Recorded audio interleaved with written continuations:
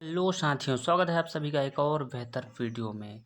So friends, जितने भी मेरे भाई क्लास 10th में हैं और यूपी बोर्ड 2026 की तैयारी कर रहे हैं, उन सभी विद्यार्थियों के लिए ये वीडियो काफ़ी ज़्यादा महत्वपूर्ण है। ठीक है, तो इस वीडियो में हम लोग बात करने वाले हैं मोस्ट इम्पॉर्टेंट टॉपिक्स। कौन से सब्जेक्ट का? तो मैथ्स का भाई। ठीक है, किसका? मैथ्स का। यानी मैथ्स के जितने भी मोस्ट इम्पॉर्टेंट टॉपिक्स हैं, चैप्टर्स हैं, उन सभी क्वेश्चन को यानी पार्ट को हम लोग जो है इस वीडियो में समझने वाले हैं कि कौन कौन से जो चैप्टर हैं वो हमारे लिए बहुत ज़्यादा महत्वपूर्ण रखता है। ठीक है, तो चलिए वीडियो को बिना देरी करते हुए वीडियो को स्टार्ट करते हैं। तो जैसा कि आप लोग यहाँ पे देख सकते हैं, आपका यहाँ पर चैप्टर नंबर फर्स्ट जो कि है क्या, वास्तविक संख्याएं।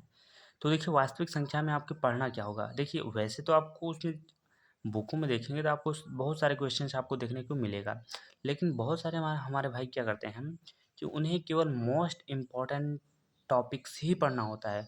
और एक टॉपर की यही पहचान होती है कि जो मोस्ट इम्पॉर्टेंट जो टॉपिक है उसको वो लोग क्या करते हैं, ज़्यादा फोकस करके पढ़ाई करते हैं, यानी उस पर ज़्यादा उनका फोकस रहता है, इसलिए उनका नंबर जो है यूपी बोर्ड में काफ़ी अच्छा आता है। और वही विद्यार्थी जो है आगे चलकर काफ़ी अच्छे परफॉर्मेंस करते हैं। तो देखिए, जो हमारा पहला चैप्टर है जिसका नाम क्या है, वास्तविक संख्याएं। ठीक है, तो उसमें आपको दो चीज़ पढ़ना होगा। पहला क्या पढ़ना होगा, एलसीएम और एचसीएफ। बहुत सिंपल है। ठीक है, तो इस वीडियो में हम तक सिखाएंगे नहीं आप लोगों को, इसमें केवल हम आपको मोस्ट इम्पॉर्टेंट टॉपिक्स बताएंगे। उसके बाद जब इसके बाद वीडियो आएगा तो उसमें आपको हर जो है चीज़ के बारे में अच्छे से बता दिया जाएगा। और आप कमेंट बॉक्स में ज़रूर बताइएगा आपको क्या क्या नहीं आता है और क्या चाहिए आपको, यानी कैसी वीडियो आपको चाहिए। तो ये जो है आप कमेंट में बता सकते हैं। तो पहले आपको क्या करना होगा, एलसीएम और एचसीएफ निकालना सीखना होगा, कैसे निकाला जाता है। अगर नहीं निकाल पाते हैं तो कमेंट बॉक्स में ज़रूर कमेंट करिएगा, मैं यहाँ पर आपको बताने के लिए यहाँ पर तैयार हूँ। ठीक है, दूसरे नंबर पे आपसे क्वेश्चन क्या पूछा जाएगा, एक पहले चैप्टर से सिद्ध कीजिए कि अंडर रूट 5 अंडर रूट 7 और यहाँ पर दिया गया 3+2 अंडर रूट 5 अपरिमेय संख्या है। ये क्वेश्चन बहुत ही ज़्यादा इम्पोर्टेंट है और ये 100% आपके यूपी बोर्ड 2026 में जो है आपको देखने को मिलेगा। ठीक है, तो चलिए अब आपका जो चैप्टर नंबर फर्स्ट है, पहला है, उसमें ये दो टॉपिक जो है बहुत ज़्यादा महत्वपूर्ण है भाई, बहुत ज़्यादा महत्वपूर्ण है। तो इन दोनों टॉपिक को आपको बहुत ज़्यादा अच्छे तरीके से एकदम रट के कैसे भी करके एकदम पढ़ना होगा इसको। ठीक है, पढ़ना होगा किसी भी तरीके से। अगर यूपी बोर्ड में आपको अच्छे मार्क्स चाहिए, ठीक है, क्या चाहिए, अच्छे मार्क्स चाहिए, तो भाई आपको मन लगाकर पढ़ना होगा। और एक टॉपर की भाई देखिए, टॉपर जो होता है वो ये नहीं देखता कि अभी मई चल रहा है, जून चल रहा है, जुलाई चल रहा है, वो पढ़ना शुरू कर देगा तो भाई उसको ख़त्म ही कर देगा। तो अगर आपको भी यूपी बोर्ड में टॉप करना है, ठीक है, अपने माता पिता का जो है नाम रोशन करना है, ठीक है, तो आपको भाई मेहनत करना ही पड़ेगा। ठीक है, क्योंकि बिना मेहनत का जो है कुछ होता नहीं है, आपको पता ही होगा। ठीक है, तो चलिए हम बात करते हैं अब चैप्टर नंबर 2 की। चैप्टर नंबर 2 में आप देख सकते हैं, ठीक है, यहाँ पर आप देख सकते हैं चैप्टर नंबर 2 जिसका क्या नाम है, बहुपद। ठीक है, क्या नाम है, बहुपद। अब इसमें हमें क्या क्या पढ़ना होगा, तो इसमें हमारा पहला आ जाता है क्या, शून्यकों का योगफल।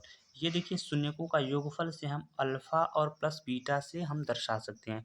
अगर हम हिंदी में ना लिखें शून्यकों का योग, तो हम क्या लिख सकते हैं वहाँ पर, अल्फा प्लस बीटा बराबर में क्या होता है, माइनस में एक्स का गुणांक और बटे में क्या होता है, एक्स स्क्वायर का गुणांक, बराबर में क्या दिया है, माइनस बी अपन ए। अब आप समझेंगे ये क्या है। तो समझिए, जैसे कोई इक्वेशन हम ले लेते हैं, जैसे कि आप ले लेते हैं क्या, मान लीजिए हमने एक इक्वेशन लिया यहाँ पर 2x² और प्लस में यहाँ पर ले लेते हैं यहाँ पर 4x, प्लस में यहाँ पर ले लेते हैं 3 इक्वल टू में ले लेते हैं 0। ठीक है, ये आपका इक्वेशन है। तो इसमें आपको करना क्या होगा, अब देखिए यहाँ पर लिख रहा है x का गुणांक, x भाई ये है, x का गुणांक कितना है, 4 है। तो ये 4, यानी यहाँ पर आपको माइनस से माइनस रहेगा, b का मान कितना हो जाएगा, 4 हो जाएगा। ठीक है, समझ रहे हैं इस बात को। और यहाँ पर लिखा है क्या, एक्स स्क्वायर का गुणांक, तो एक्स स्क्वायर यहाँ पर है, इसका गुणांक कितना है, 2 है, तो इसके नीचे हम क्या कर देंगे, 2 को शिफ्ट कर देंगे। तो इस तरीके से आपका आपका जो है आंसर आ जाएगा, समझ रहे हैं। और दूसरे नंबर पे आपका जो पूछ रहा है, यहाँ पर बोल रहा है क्या, शून्यकों का गुणनफल। शून्यक आपके वही रहेंगे, अल्फा इंटू बीटा गुणनफल हो जाएगा यहाँ पर। और इसके यानी शून्यकों का जब गुणनफल आपसे पूछा जाएगा तो यहाँ पर ऊपर क्या होगा, अचर पद होगा, और नीचे क्या होगा, एक्स स्क्वायर का गुणांक। अचर पद का मतलब हो जाएगा सी अपान ए। अब ए बी सी ये क्या चीज़ है भाई, इसको थोड़ा हम लोग समझ लेते हैं, उसके बाद आगे चलते हैं। तो देखिए, सबसे पहले आपको ए बी और सी के बारे में थोड़ा सा यहाँ पर हम बता देते हैं। जैसे कि हमारा यही वाला आपका जो हमारा इक्वेशन हमने लिया था यहाँ पर, तो हमने क्या लिया था भाई, 2, ठीक है, एक्स स्क्वायर प्लस में यहाँ पर हमने 4 लिया था, और प्लस में 3 इक्वल टू 0, ठीक है। ये हमने रैंडमली एक इक्वेशन ले लिया। अब आपको क्योंकि पता होना चाहिए कि जब हम तुलना कराते हैं तो जो एक्स स्क्वायर का गुणांक होता है वो होता है ए का मान। तो ए का मान हमें पता चलेगा कितना, 2 है। और जो एक्स का गुणांक होता है वो होता है किसका, बी का मान। और ये जो यहाँ पर जो दिया गया है जिसको हम लोग कांस्टेंट बोलते हैं, ठीक है, तो वो किसका वैल्यू होता है, सी का मान। तो ए बी और सी का मान हमने यहाँ पर ज्ञात कर लिया है, ठीक है। अब आपका फार्मूला जिस तरीके से पूछेगा, जैसे आपसे पूछा यहाँ पर शून्यकों का योगफल, तो अल्फा प्लस बीटा बराबर क्या लिखेंगे आप, माइनस एक्स का गुणांक। तो एक्स का गुणांक कितना है, 4 है, यानी वी की वैल्यू है। ये वाला जो है ये एक फार्मूला है, ठीक है, क्या है, फार्मूला। आप अगर ये वाला नहीं लिखना चाहते तो आप माइनस बी अपान में यहाँ पर क्या है, ए है ना, तो इसको आप लिख सकते हैं, ठीक है, इतना आप कर सकते हैं। और वैसे भी क्या कर सकते हैं, शून्यकों का गुणनफल अल्फा इंटू बीटा बराबर अचर पद। अचर पद का मतलब ये सी की जो वैल्यू है इसी को हम लोग बोलते हैं क्या, अचर पद, कांस्टेंट वैल्यू। क्या बोलते हैं, कांस्टेंट वैल्यू। तो इसके बराबर फार्मूला सी अपान है, सी का मतलब यही तीनों हो जाएगा, ए का मतलब हो जाएगा क्या, 2 हो जाएगा। तो आई होप आप सभी को ये तो समझ में आ गया होगा, ठीक है। तो चलिए हम आगे बात करते हैं। अब देखिए अगला जो टॉपिक है आपका, 2 टॉपिक इधर हो गए, ये तीसरा टॉपिक है। इसमें करा है एक द्विघात, ये वाला कटा हुआ है तो इस पर आप ध्यान मत दीजिएगा, ठीक है, क्या है, कटा हुआ है। एक द्विघात जिनके शून्यक अल्फा और बीटा हैं, यानी कि एक ऐसा द्विघात जिनके शून्यक, दो शून्यक अल्फा और बीटा हैं, तो आप ये वाला फार्मूला यूज करके अपना इक्वेशन को आप प्राप्त कर सकते हैं। समझ रहे हैं हम, चलिए कोई बात नहीं। तो इस वीडियो में देखिए हमने शुरू में ही बता दिया था, इस वीडियो में केवल हम आपको बताएंगे मोस्ट इम्पॉर्टेंट टॉपिक्स। हम यहाँ पर जो है सॉल्व करने नहीं आए हैं, ठीक है। सॉल्व करने का एक अलग वीडियो आएगा इसके बाद। पहले हम टॉपिक्स को जान लें कि हमें पढ़ना क्या है, जो मोस्ट इम्पॉर्टेंट है उसके आधार पर हम तैयारी करेंगे, तो बोर्ड एग्जाम में आपका जो है अच्छा परफॉर्मेंस होगा, ठीक है।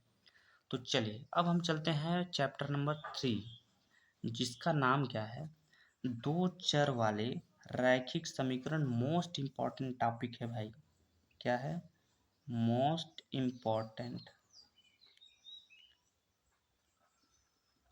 इम्पॉर्टेंट जो है चैप्टर है ये वाला चैप्टर जो है बहुत ज़्यादा महत्वपूर्ण है। इस चैप्टर से आपको 6 नंबर वाले क्वेश्चन आपको देखने को मिलते हैं, जो कि बहुत सुंदर सुंदर क्वेश्चन होते हैं।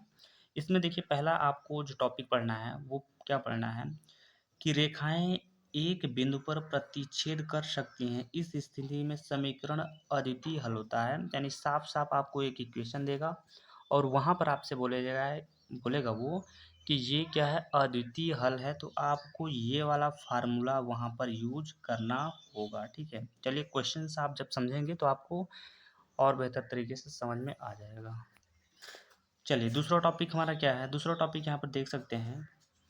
दूसरा टॉपिक में क्या बोल रहा है कि रेखाएं समपाती हो सकती हैं, इस स्थिति में समीकरणों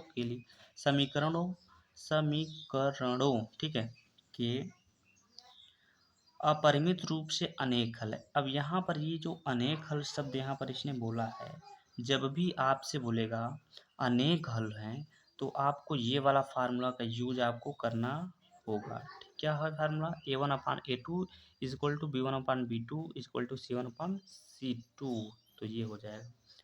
दो टॉपिक यहाँ पर हो गया। तीसरा टॉपिक यहाँ पर देख सकते हैं, ये है आपका, इधर दिया गया है।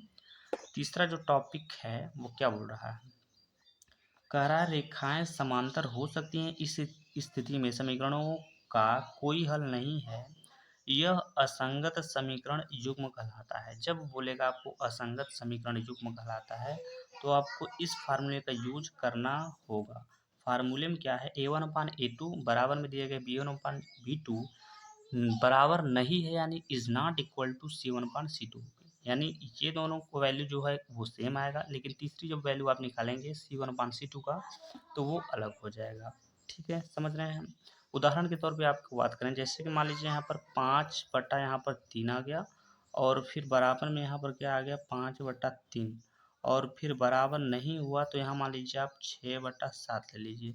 तो ये इसका कंडीशन रहा यहाँ पर। ठीक है, ठीक है। तो चलिए, ये तो हो गया। अब चलिए हम आगे देखते हैं। चलिए, तो यहाँ पर 2 टॉपिक हमारे और रह गए हैं यहाँ पर। एक है प्रतिस्थापन विधि, एक विलोपन विधि। ये जो चैप्टर 3 में ही आता है, यानी ये क्वेश्चन जो आएँगे वो चैप्टर 3 से ही संबंध रखते हैं। तो आपको 2 विधियाँ भी पढ़नी पड़ती हैं, यानी इस विधि से आप क्या करते हैं, x की वैल्यू फाइंड आउट कर सकते हैं, यानी x की वैल्यू ज्ञात कर सकते हैं कि x की वैल्यू होता कितना है। समझ रहे हैं? तो एक प्रतिस्थापन विधि हो गया, दूसरा क्या होगा, विलोपन विधि, जो कि आपको पढ़ने ही होंगे। क्या होगा, पढ़ना ही होगा। बहुत अच्छे-अच्छे विधि हैं। तो चलिए अब हम बात करते हैं चैप्टर नंबर 4। तो यहाँ पर आप देख सकते हैं चैप्टर नंबर 4, यानी पार्ट जो है आपका पार्ट कौन-सा है, चौथा है। और इस चैप्टर से आपके बहुत ज़्यादा इम्पोर्टेंट ये वाला भी चैप्टर है, यानी VIMP, वेरी इम्पोर्टेंट भाई, वेरी इम्पोर्टेंट। ठीक है, इस चैप्टर से भी आपके बहुत सारे क्वेश्चन बनाए जाते हैं, बनते हैं। ठीक है, क्या होता है, बनता है। तो बनता है तो भाई जो चैप्टर ज़्यादा इम्पोर्टेंट होगा उसको आप नोट डाउन करिएगा, उस पे ज़्यादा फोकस करिएगा। तो इसमें हमें क्या पढ़ना होगा, समझिए। पहले हमें पढ़ना होगा द्विघात समीकरण, यानी यहाँ दिया गया है क्या, -ax² और -bx + c = 0, ये समीकरण है आपका। उसके बाद क्या रहा है, गुणनखंड विधि। आई होप आप सभी को गुणनखंड आता होगा। अगर गुणनखंड नहीं आता है तो हमारे चैनल पे, यानी आपके चैनल पे जो है, गुणनखंड की कई सारी वीडियो बना दी गई हैं, जो कि पार्ट 1 पार्ट 2 करके बनाई गई हैं। आप वहाँ पर जाकर देख सकते हैं। ठीक है, अगला जो हमारा टॉपिक है, स्त्रीधाराचार्य विधि। स्त्रीधाराचार्य विधि से आपको जो है मान निकालना होता है, जिसका यहाँ पे एक फार्मूला देख सकते हैं। क्या देख सकते हैं, फार्मूला। तो स्त्रीधाराचार्य विधि, जिसको हम लोग क्या बोलते हैं, द्विघाती सूत्र के भी नाम से जानते हैं। अगर स्त्रीधाराचार्य विधि मान लीजिए आप पढ़े हैं, इसका दूसरा नाम नहीं पता तो आप सवाल को नहीं लगा सकते। कैसे नहीं लगा सकते हैं भाई, आपको तो स्त्रीधाराचार्य विधि पता है, लेकिन सवाल में पूछ लिया द्विघाती सूत्र से आप हल करिए, तो आप तो वहीं चक्कर आ जाएंगे फिर। ठीक है, आपका दिमाग तो काम करेगा नहीं फिर। तो इसलिए भाई आपको डीपली, एकदम डिटेल में जानना एकदम ज़रूरी है। तो स्त्रीधाराचार्य विधि का जो फार्मूला होता है वो है क्या, x बराबर -b + माइनस, ठीक है, और रूट में दिया गया b² - 4ac/2a। ये फार्मूला आप नोट डाउन कर लीजिएगा कॉपी में अपने अच्छे से, और इसे लर्न कर लीजिएगा। और ये जो है, ये जो हमने अभी पीछे आपको बताया है, ठीक है, जो अल्फ़ा प्लस बीटा, यानी कि शून्यकों का योगफल बराबर क्या होता है, -b/a है। तो ये दोनों फार्मूले यही वही है, और ये चैप्टर 4 में भी आपको पढ़ने होंगे, यानी पार्ट 4 में भी आपको ये देखने को मिलेगा। इसलिए हमने बोला ये मोस्ट इम्पॉर्टेंट टॉपिक्स है। इससे आपके देखिए 2 नंबर के भी क्वेश्चन बनते हैं, 4 नंबर के भी क्वेश्चन बनते हैं। तो इम्पॉर्टेंट टॉपिक है, ठीक है, समझ रहे हैं ना, इम्पॉर्टेंट टॉपिक है, तो इसको आपको पढ़ना ही होगा। तो चलिए अब हम बात करते हैं चैप्टर नंबर 5।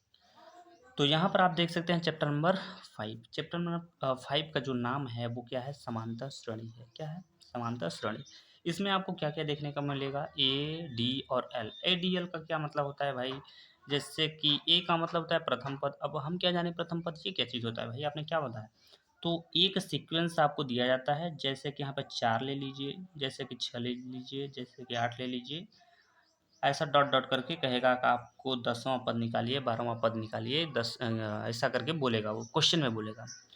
तो प्रथम पद का मतलब होता है जो शुरुआत में होता है, यानी ए की वैल्यू का मतलब जो पहले ही दिया गया है, ये 4।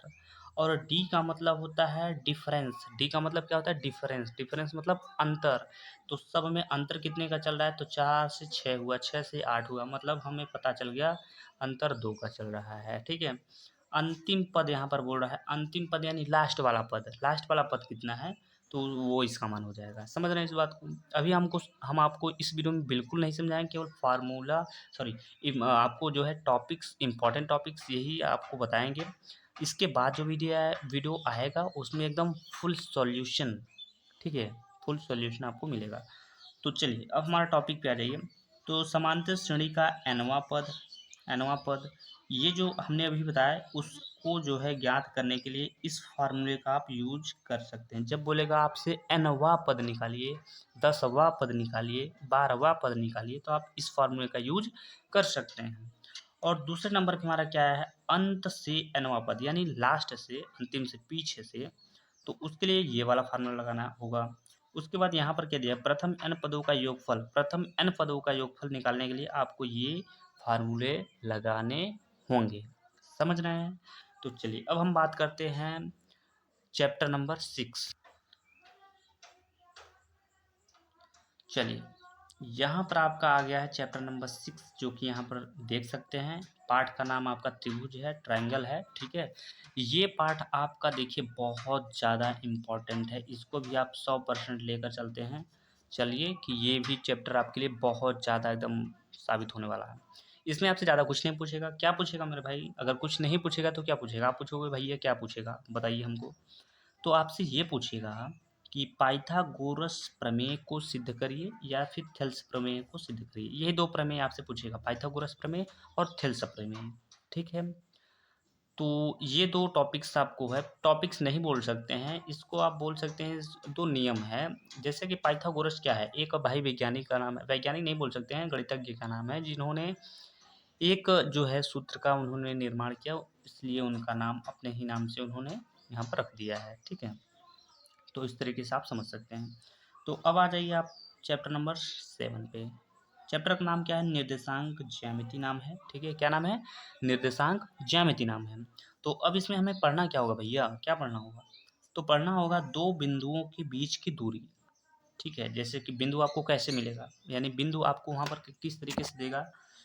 जैसे कि आपको देगा यहाँ पर, जैसे कि 4, 3 ब्रैकेट बंद, और दूसरा मान देगा 5, 6। बोलेगा कि भैया इसके और इसके दो बिंदु हो गए, मान लीजिए इसको ए मान लीजिए और इसको बी मान लीजिए। बिंदु ए और बिंदु बी के बीच की दूरी ज्ञात करिए, तो आपको इसी फार्मूला का यूज करना होगा। अब आप ये बोलेंगे भैया इसमें x1 x2 y1 y2 ये क्या है? तो जो पहला मान होता है उसको हम x1 बोलते हैं, यानी फर्स्ट वाले ब्रैकेट में, ठीक है, जिसमें हम भुज और कोटि भी बोलते हैं, आपने 9th में पढ़ा होगा, ठीक है। और इससे हम लोग बोलते हैं y1। जब दूसरे वाले में आप जाएंगे तो यहाँ पर x2 हो जाएगा, और ये क्या हो जाएगा, तो ये हो जाएगा y2 हो जाएगा। अब समझ में आया कि ये जो फार्मूला दिया गया है उसको हम लोग कैसे, अब बैठाना तो आपको आना चाहिए भाई, बैठाना तो आपको आना ही चाहिए। अगर आप बैठा नहीं पाते हैं तो फिर पढ़ना बेकार है मेरे भाई। लेकिन दिक्कत लेने वाली बात नहीं है, आपका भाई अभी है, ठीक है। दूसरे नंबर पे आपका क्या है, विभाजन सूत्र। अब विभाजन देखिए, विभाजन एक टॉपिक है आपको, लेकिन विभाजन में आपको दो टॉपिक पढ़ना होगा। पहला क्या है, अंतः विभाजन, यानी क्वेश्चन आपको दो तरीकों से जो है एग्जाम आपसे पूछेगा। क्या है, बोर्ड आपसे दो तरीके से क्वेश्चन पूछेगा। कहेगा कि अंतः विभाजन, ठीक है। तो आपको कौन सा फार्मूला लगाना होगा, m1 into x2 plus m2 into x1 अपान में m1 प्लस m2, ये हो जाएगा। कामा में यहाँ पर दिया गया है क्या, m1 y2 और प्लस में दिया गया m2 y1 अपान में क्या दिया गया, m1 m2 दिया गया। ये कब आपको लगाना होगा, ये वाला प्लस वाला फार्मूला, देखिए दोनों में प्लस माइनस है, बस हो गया। और जब बाह्य विभाजन आपसे पूछेगा तो same formula minus, same formula minus, m1 यहाँ भी है, x2 यहाँ भी, x2 यहाँ भी, लेकिन यहाँ प्लस है, यहाँ पर माइनस है। कैसे पता भाई, जब अंतः हमसे पूछेगा तो हम प्लस लगाएंगे, जब बाह्य पूछेगा तो माइनस लगाएंगे। बस इतना आपको करना होगा। अगला जो आपका जो टॉपिक है वो क्या है, त्रिभुज का क्षेत्रफल, यानी त्रिभुज का जो क्षेत्रफल यानी देगा, तो आपको इस फार्मूले का यूज करना होगा। और ये भी भाई बहुत ज़्यादा इम्पोर्टेंट है, महत्वपूर्ण है। 100% आपको इस तरीके के क्वेश्चन, यानी इस चैप्टर से क्वेश्चन बहुत ज़्यादा देखने को मिलेंगे। बहुत इंपॉर्टेंट टॉपिक ये चैप्टर्स आप मान सकते हैं इसको, ठीक है। इंपॉर्टेंट में ले सकते हैं, क्या ले सकते हैं, इम्पॉर्टेंट चैप्टर, ठीक है, समझ रहे हैं, इंपॉर्टेंट चैप्टर है। तो चलिए अब हम बात करते हैं चैप्टर नंबर 8। तो चलिए अब हम यहाँ पर बात करेंगे क्या, चैप्टर नंबर 8, जिसका नाम क्या है, त्रिकोणमिति का परिचय, ठीक है। क्या है, त्रिकोणमिति का परिचय, बहुत ही ज़्यादा इम्पोर्टेंट टॉपिक है मेरे भाई।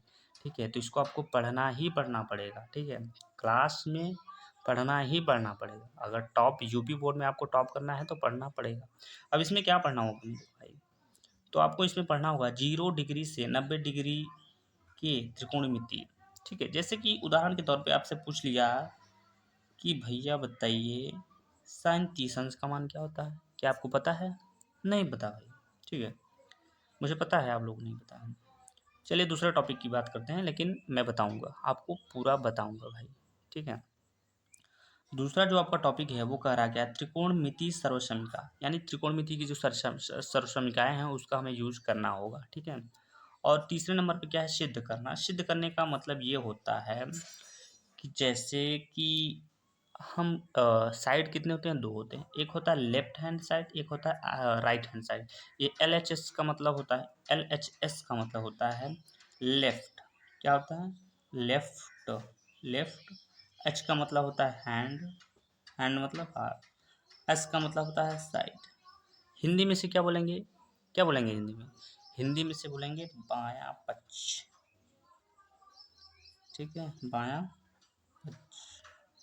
और आर एच एस का मतलब होता है राइट हैंड साइड, यानी दायां पक्ष। ठीक है, तो ये इंपॉर्टेंट है। ठीक है, अब चैप्टर नंबर 9 को यहाँ पर देखते हैं, तो चैप्टर नंबर 9 में क्या दिया गया, ऊंचाई और दूरी। ये वाला भाई ये तो एकदम VIMP चैप्टर है। इस चैप्टर से आपको 6 नंबर के क्वेश्चन मिलेंगे देखने। कितने नंबर के? 6 नंबर के।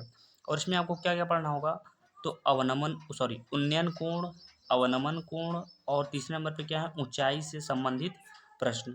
बहुत ज़्यादा इंपॉर्टेंट है, 6 नंबर का क्वेश्चन आएगा, एकदम रट के एकदम जाइएगा भाई। इस चैप्टर को तो छोड़ना नहीं है, चाहे जो हो जाए। ठीक है, अब हम बात करेंगे क्या, चैप्टर नंबर 11। ठीक है, चैप्टर नंबर 10 को हमने नहीं लिया है, अगर आप ध्यान से देखें 9 के बाद 11 आ गया है। उसको हम जो है क्लास मतलब वीडियो जब लाएंगे तो उसमें आपको क्वेश्चंस बता देंगे। ठीक है, चलिए, तो यहाँ पर आपका दिया गया है क्या, वृत्तों से संबंधित क्षेत्रफल, यानी वृत्त का क्षेत्रफल। वृत्तों में क्या क्या है, जैसे यहाँ पर आपसे पूछेगा वृत्त का क्षेत्रफल, और पूछ सकते हैं क्या, त्रिज्यखंड का क्षेत्रफल या फिर वृत्तखंड का क्षेत्रफल। तो आपको इस फार्मूले का यूज करना पड़ेगा। और ये वाला क्वेश्चन भाई खतरनाक, खतरनाक। ठीक है, तो इस चैप्टर को हम लोग को अच्छे से पढ़ना पड़ेगा, ये भी इम्पॉर्टेंट है, बहुत ज़्यादा इम्पॉर्टेंट है। तो चलिए अब हम बात करेंगे चैप्टर नंबर 12। चलिए यहाँ पर आप लोग देख सकते हैं चैप्टर नंबर 12 में क्या दिया गया है, पृष्ठीय क्षेत्रफल और आयतन। बहुत ज़्यादा इम्पॉर्टेंट है भाई। इस पार्ट से तो हर साल आपको क्वेश्चन देखने को मिलेगा। इस पार्ट से अगर आप पेपर उठा लीजिए तो चैप्टर नंबर 12 से, यानी पृष्ठीय क्षेत्रफल और आयतन से हर साल क्वेश्चन आते हैं, हर साल आते हैं। तो बहुत ज़्यादा इम्पोर्टेंट है। VIMP चैप्टर है ये वाला। और इसमें आपको क्या पूछेगा, घन, घनाभ, गोला, अर्धगोला, शंकु से संबंधित क्षेत्रफल, यानी क्षेत्रफल ही पूछेगा इसमें। इन सभी का क्षेत्रफल आपको निकालिए। जैसे बोल सकता है आप भाई कि एक घनाभ है, उसका आप घनाभ का जो है क्षेत्रफल निकालिए। तो इस तरीके से यहाँ पर आपको क्वेश्चन पूछेगा। अब हम बात करते हैं चैप्टर नंबर 13 यानी 13। ठीक है, तो चैप्टर नंबर 13 का जो नाम है वो है सांख्यिकी, इंग्लिश में से स्टैटिक बोलते हैं। ठीक है, इसमें आपको क्या पढ़ना होगा, इसमें आपको माध्य पढ़ना होता है। माध्यक और माध्यिका ये दोनों एक ही नाम है। अगर मान देखिए, हमने इसलिए लिखा है ताकि आप जानिए कि इसको क्या क्या बोलते हैं। जैसे माध्यिका न देकर माध्यक दे दिया है, तो आप कन्फ्यूजन में आपको नहीं होना चाहिए वहीं पर। ठीक है, तो माध्य, माध्यक और बहुलक, ये 3 आपको जो टॉपिक्स हैं, टॉपिक्स नहीं बोल सकते हैं, ये 3 नियम है, 3 फार्मूले हैं, ये अलग अलग फार्मूले काम करते हैं। तो इन 3 चीज़ों को आपको पढ़ना होगा। और ये वाला भी भाई क्वेश्चन भाई हर साल आता है। क्या आता है? हर साल आता है। क्या आता है? हर साल आता है। तो इसको भी आपको अच्छे से पढ़ाएंगे हम, एकदम बिल्कुल ज़ोर से पढ़ेंगे। ठीक है, अब हम बात करते हैं चैप्टर नंबर 14, जिसका नाम क्या है, प्रायिकता। हिंदी में से सॉरी इंग्लिश में बोलते हैं प्रोबेबिलिटी। ठीक है, इसमें आपको जो क्या होगा, क्या निकालना होगा, इसमें आपको प्रायिकता PE ऐसा करके अनुकूल परिणामों की संख्या, और अपान में दिएगा कुल परिणामों की संख्या। तो फार्मूला आपका हो जाएगा n ब्रैकेट में E अपान, और ये हो जाएगा। ठीक है, यहाँ पे हमने एक फार्मूला यहाँ पे बना दिया है, आप ये देख सकते हैं, फार्मूले को नोट कर सकते हैं। अब भाई ये मान लीजिए प्रायिकता होता क्या है, प्रायिकता कैसे समझें कि हम प्रायिकता क्या है। जैसे आपने सभी ने लूडो खेला होगा। लूडो लूडो में कितने फलक होते हैं, 6 फलक होते हैं भाई। यानी आने की संभावना कितना होता है, 6 होता है। मान लीजिए आप एक बार लूडो चले, आपका आ गया कितना, 2, और संभावना कितना आने की थी, तो 6 आने की थी। तो अनुकूल परिणामों की संख्या यानी कि हमारा आया कितना है, 2 है, और कुल परिणामों की संख्या यानी कुल आ कितना सकता था, तो भाई देखिए 6 आ सकता था, पूरा 6 आ ही सकता ना, 6 से ज़्यादा तो हो नहीं सकता है। तो इस तरीके से आपका क्वेश्चन लगाया जाएगा, ठीक है। तो हमने आपको शुरू में ही बताया था, इसमें हम क्वेश्चन को सॉल्व नहीं कर रहे हैं, अभी हम बात कर रहे हैं अपने टॉपिक्स पे, जो मोस्ट इम्पॉर्टेंट टॉपिक्स है हम उन पर ज़्यादा फोकस करके चलेंगे। अब आप कमेंट बॉक्स में ज़रूर बताइएगा कि किस टॉपिक से आपको वीडियो चाहिए, यानी किस टॉपिक पे आपके वीडियो चाहिए, और उस टॉपिक को लेकर हम आपको वीडियो प्रोवाइड कर सकें, ठीक है। वीडियो कैसा लगा कमेंट बॉक्स में ज़रूर बताइएगा। मिलते हैं नेक्स्ट वीडियो में, तब तक के लिए जय हिंद, जय भारत।